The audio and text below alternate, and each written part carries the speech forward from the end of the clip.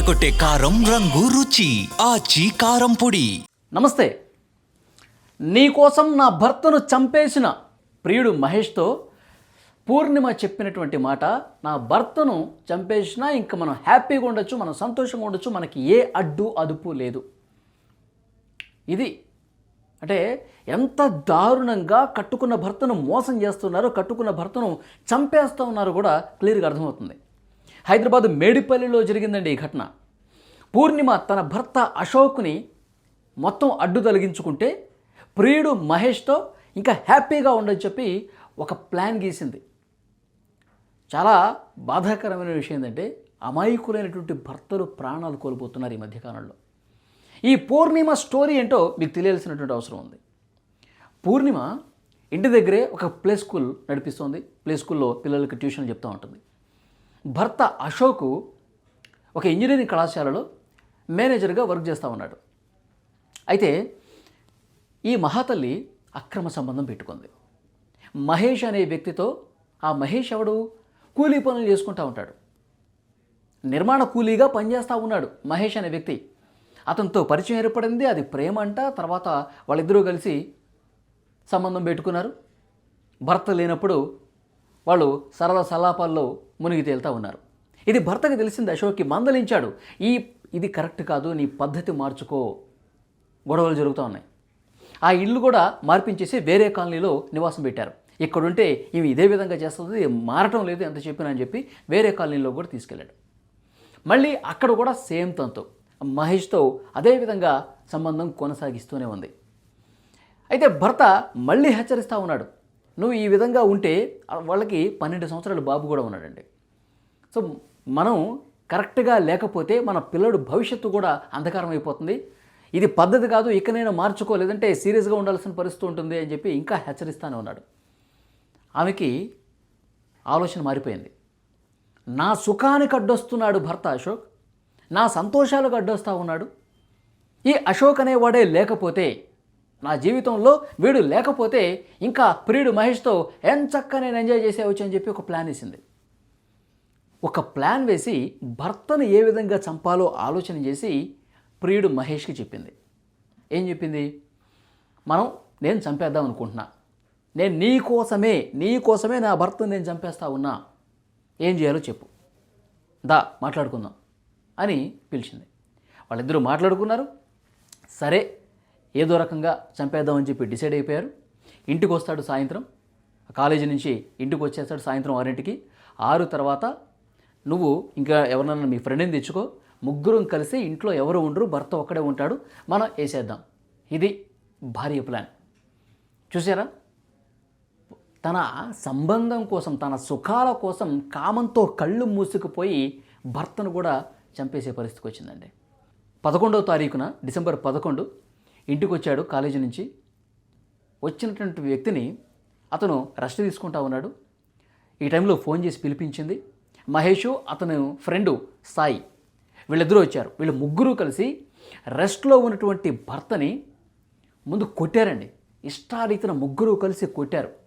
అతను స్పృహ తప్పి పడిపోయినప్పుడు 3 చున్నీలు, 1 కాదు 2 కాదు 3 చున్నీలు గట్టిగా మెడకేసి బిగించి, ఒకడేమో కాలు పట్టుకున్నారు, ఒకడేమో తల పట్టుకున్నారు.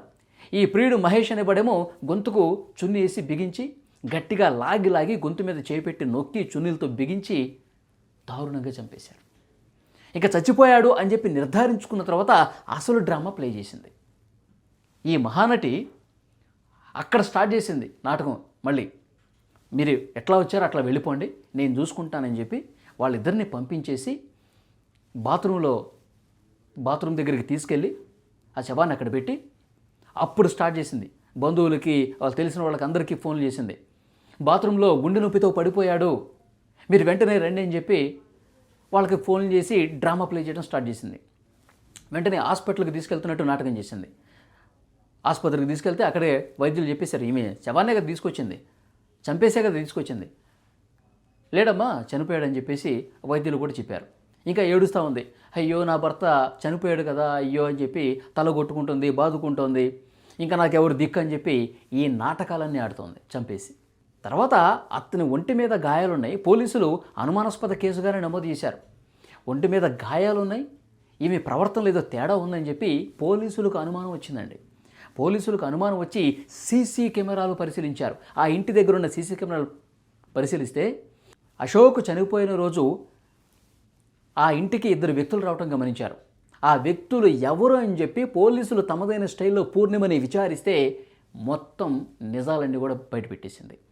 ఎస్ మహేష్కి నాకు సంబంధం ఉంది, మేము చాలా రోజుల నుంచి కలుస్తున్నాం, ఈ విషయం నా భర్తకు తెలిసింది, రోజు గొడవలు జరుగుతూ ఉన్నాయి, అందుకే భర్త అశోక్ లేకపోతే నాకు సంతోషమే కదా, నా జీవితం ఇక పూర్తిగా నా ప్రియుడితో హ్యాపీగా ఎంజాయ్ చేసుకోవచ్చు కదా, అందుకే నేను చంపేశానని చెప్పి పూసగుచ్చినట్టు స్టోరీ మొత్తం చెప్పేసింది.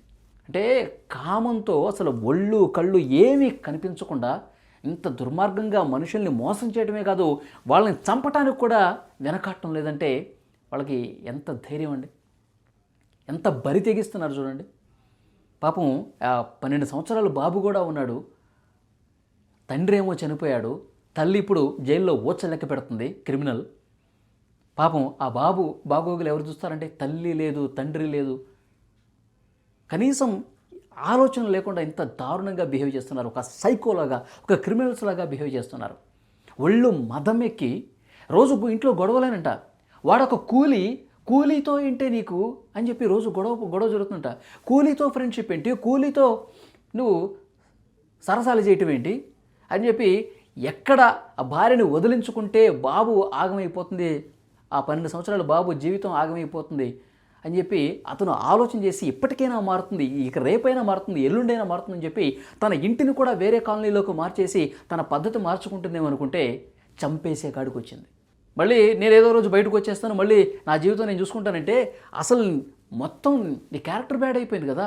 ఇంట్లో ఇతర కుటుంబ సభ్యులు, బంధువులు, నీకు తెలిసిన వాళ్ళు అందరూ కూడా ఈమె ఇలాంటిదని చెప్పి తెలిసింది, నీతో ఇంకా ఎవరు మాట్లాడటానికి కూడా ఇష్టపడరు, మొగుడిని చంపేసిందని చెప్పి ఉంటుంది కదా. కానీ చాలా దారుణం అండి. అసలు ఇలా చాలామంది తయారవుతున్నారు ఈ మధ్యకాలంలో. మనం ఈ సంవత్సరం చూస్తే మేఘాలయ హనీమూన్ మర్డర్ దగ్గర నుంచి, గద్వాల్లో జరిగినటువంటి మర్డర్ నుంచి చాలా అంటే చాలా కేసులు కేవలం పరాయి మగాళ్ళ మోజులో పడిపోయి ఇష్టారీతిన భర్తల్ని చంపేసే పరిస్థితికి వచ్చిందంటే వీళ్ళని కరెక్ట్గా శిక్షించట్లేదండి. వీళ్ళని సరైనటువంటి శిక్షలు పడకపోవటమే ఇష్టారాజ్యంగా ప్రవర్తిస్తూ ఉన్నారు. ఇలాంటి లేడీస్కి ఎలాంటి శిక్ష వేయాలి చెప్పండి? వీళ్ళకి ఏం చేస్తే కరెక్ట్? అమాయకులైనటువంటి భర్తల్ని నమ్మించి మోసం చేసి గొంతు నులిమి చంపేస్తున్నటువంటి ఈ కిలాడీ లేడీల్ని ఏం చేస్తే కరెక్ట్?